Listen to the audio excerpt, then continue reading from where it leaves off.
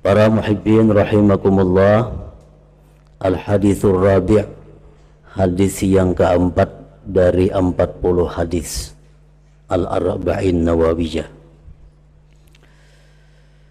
An Abi Abdurrahman Abdullah bin Mas'ud radhiyallahu ta'ala anhu qala haddatsana Rasulullah sallallahu alaihi wasallam wa huwa as-sadiqul masduq qala inna ahadakum yujma'u khalquhu fi batni ummihi 40 yawman nutfah thumma yakunu 'alaqatan mithla dhalik thumma yakunu mudghatan mithla dhalik thumma yursalu ilayhi al-malak fayanfukhu fihi ar-ruh wa yu'maru bi 4 kalimat bi katbi rizqihi wa ajalihi wa amalihi wa syaqiyyun am sa'id fa wallahi alladhi la ilaha illa فوالله الذي لا إله غيره إن أحدكم ليعمل بعمل أهل الجنة حتى ما يكون بينه وبينها إلا ذراع فيسبق عليه الكتاب فيعمل بعمل أهل النار فيدخلها وإن أحدكم ليعمل بعمل أهل النار حتى ما يكون بينه وبينها إلا ذراع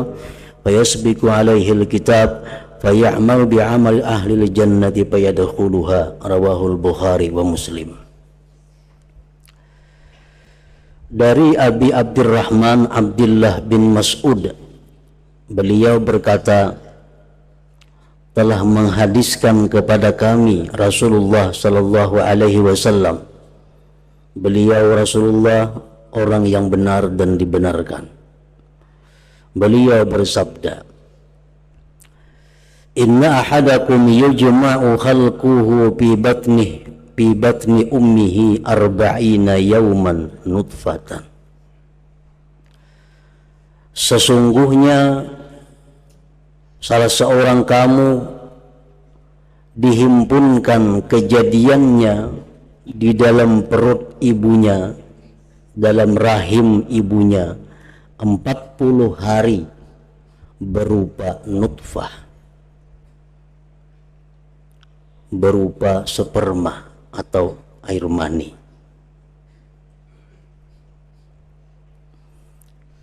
Itulah asal muasal kejadian manusia. Ibnu Mas'ud berkata bahwa nutfah, air mani itu apabila jatuh di dalam rahim ibu, di situ bercampur rahim, dalam rahim itu air mani laki-laki dan perempuan, maka air mani tadi memancar pada seluruh tubuh perempuan tadi selama 40 hari. Nah, kemudian turun air mani yang memancar di seluruh tubuh tadi kembali ke dalam rahim ibu. Begitu sampai dalam rahim ibu, Allah memerintahkan malaikat untuk mengambil sedikit tanah. Yang tanah itu nanti, yang tempat tanah itu nanti adalah bakal kuburnya. Diambillah sedikit tanah oleh malaikat tadi dan ditaburkan kepada air mani yang dalam rahim tadi, lalu dia menjadilah segumpal darah. Tsumma yakunu 'alaqatan mithla dzalik, kemudian jadilah dia segumpal darah selama 40 hari juga. Tsumma yakunu mudghatan mithla dzalik, kemudian jadilah segumpal daging 40 hari pula. Nah, jadi itulah proses awal kejadian kita. 3 kali 40 hari. 40 hari pertama masih berupa mani. 40 hari kedua berupa darah. 40 hari yang ketiga berupa segumpal daging. Tsumma yursalu ilaihil malak, kemudian diutus kepadanya malaikat. Fayampuhu fihi ruh, maka malaikat itu diperintah Allah untuk meniupkan ruh pada janin yang ada di dalam rahim tadi sesudah berumur 4 bulan.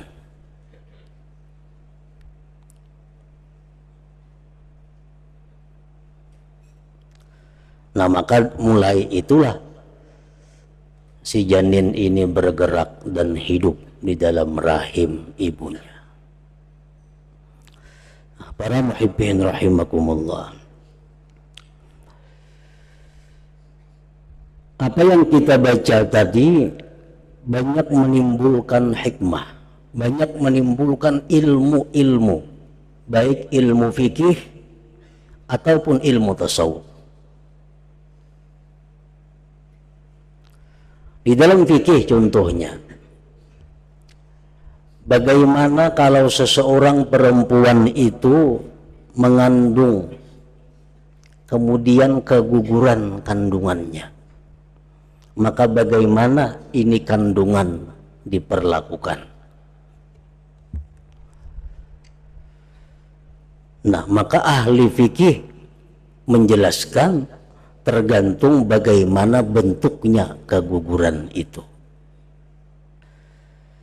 Nah, jadi di sini ada 4 hukum mengenai masalah orang yang keguguran tadi. Pertama, kegugurannya berupa mudghah, berupa segumpal daging, segumpal darah, patak, sunat.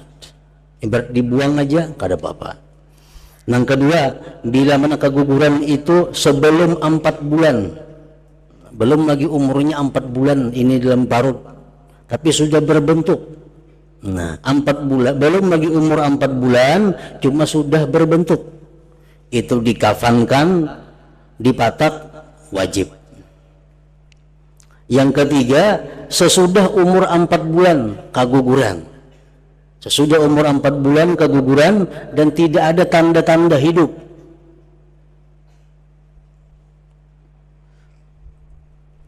Sesudah 4 bulan keguguran, tanah yang kada sembunyian kekanakannya. Nah, ini cukup dimandii, dikapan, dipatak. Wajib itu. Nah, nangka keempat, bila mana sesudah 4 bulan, sesudah 4 bulan dia keguguran dan sempat hidup, nah itu sama seperti orang tua. Nah, itu antara lain yang timbul masalah fikih daripada apa yang kita baca tadi.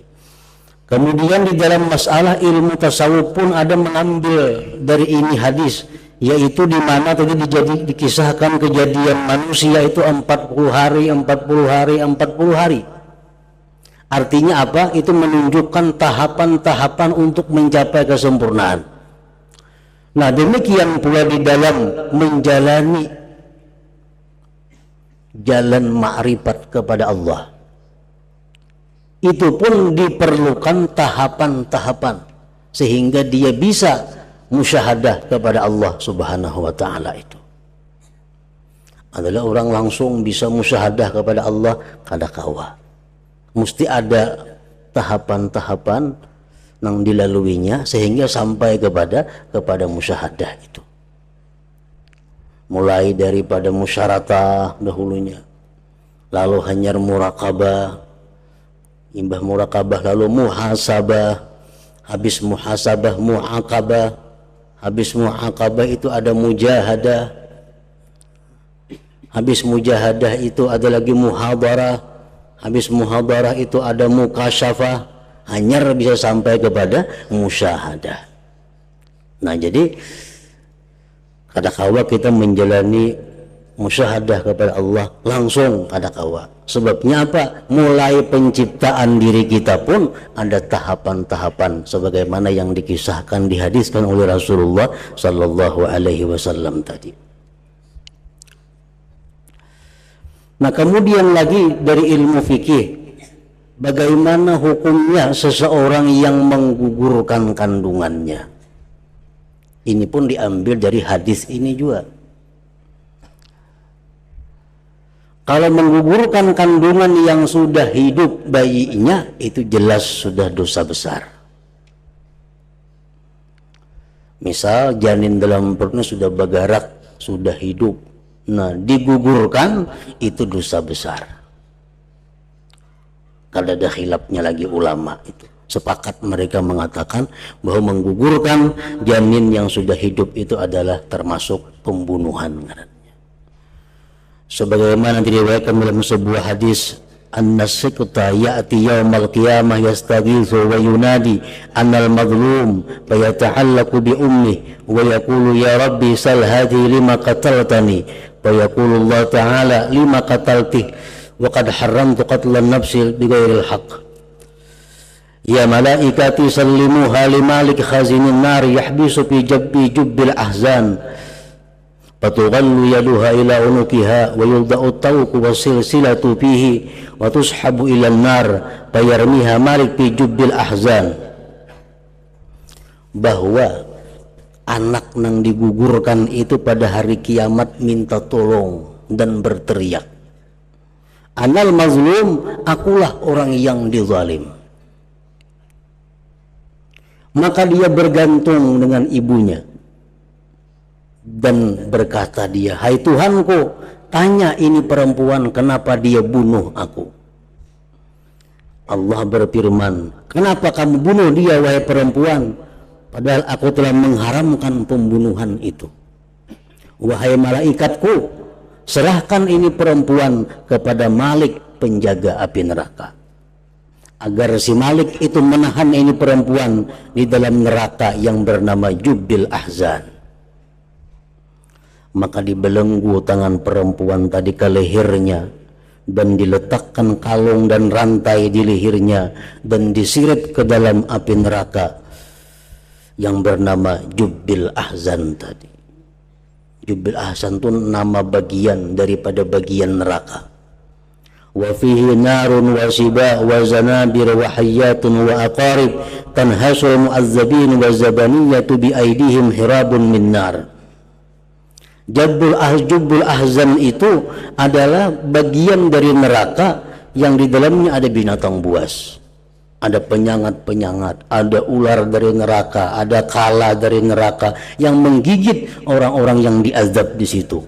Dan ada zabaniyah, di tangan mereka ada tungkat-tungkat, ada tumbak-tumbak daripada neraka yang menusuk akan orang-orang yang membunuh di dalam dunia. Nah, jadi itu ancaman Allah kepada perempuan yang menggugurkan kandungan yang sudah hidup tadi. Nah, kalau kandungannya belum hidup, misalnya hanya berupa berumur 40 hari atau berumur 2 kali 40 hari atau 3 kali 40 hari tapi belum lagi ditiupkan roh, belum hidup, nah ini ulama fikih terjadi perselisihan pendapat. Ada yang mengatakan kada boleh juga digugur, ada yang mengatakan boleh. Itu kalau nang belum hidup. Para muhibbin rahimakumullah.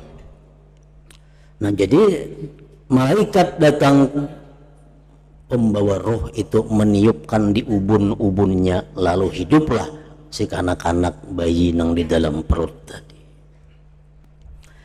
Wa yu'maru bi arba'i kalimatin bi katbi rizqihi wa ajalihi wa amalihi wa syaqiyyun am sa'id. Malaikat itu diperintahkan untuk menulis. Di mana menulis?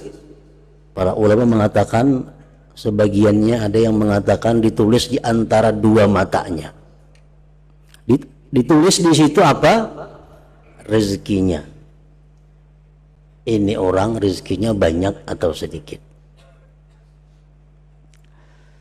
Ditulis lagi umurnya berapa. Ditulis lagi amalnya, ini orang baik atau buruk. Dan orang ini celaka di akhirat atau dia beruntung di akhirat. Nah, itu ditulis di antara dua mata kita sesudah ditiupkan roh ke dalam janin tadi. Nah, para muhibbin rahimakumullah, ini hadis oleh para ulama dijadikan satu nasihat dijadikan satu pedoman kepada kita.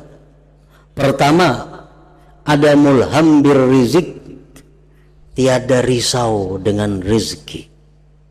Kenapa? Karena sudah ditulis oleh malaikat dengan perintah Allah Subhanahu wa ta'ala. Jadi rezeki kita itu sudah ditulis oleh Allah, sudah ditentukan oleh Allah, banyak atau sedikit. Bagaimanapun kita berusaha, kada akan melebihi daripada apa yang ditakdirkan oleh Allah. Bagaimanapun kita risau dengan rezeki kita, kada akan melebihi daripada apa yang ditentukan oleh Allah Subhanahu wa ta'ala. Nah, para ulama menjelaskan, ma qaddarallahu laka fahuwa yasilu ilaik bisababin awjadahu lak wa ma la yuqaddiru laka fala yasilu ilaik. Ini mengenai rezeki.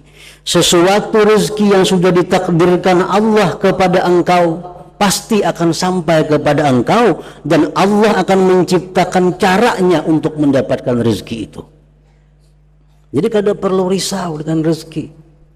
Kayak apa kina anakku, kayak apa kina ini, kada perlu risau. Allah sudah menetapkan rezekinya dan Allah maulah cara untuk mendapatkannya. Rezeki kita misalnya pada hari Selasa kita dapat rezeki 1 juta rupiah. Ketentuan Allah demikian umpamanya. Allah maulahkan jalan datangnya itu kayak apa supaya dapat 1 juta. Nah, jadi buat apa kita merancang, buat apa kita bersusah payah memikirkan rezeki ini? Bagaimanapun pintarnya kita, bagaimanapun susah payahnya kita, kada akan menambah apa yang ditetapkan oleh Allah Subhanahu wa ta'ala. Nah, ini ada mulham birrizik, tiada risau dengan rezeki itu. Amun itu bukan takdir kita, kayak apa aja usaha kita, kayak apa aja doa kita, kalau itu bukan rezeki kita, kada akan kita dapatkan. Tapi kalau itu memang rezeki kita, Allah akan bisa mulahkan caranya supaya sampai kepada kita.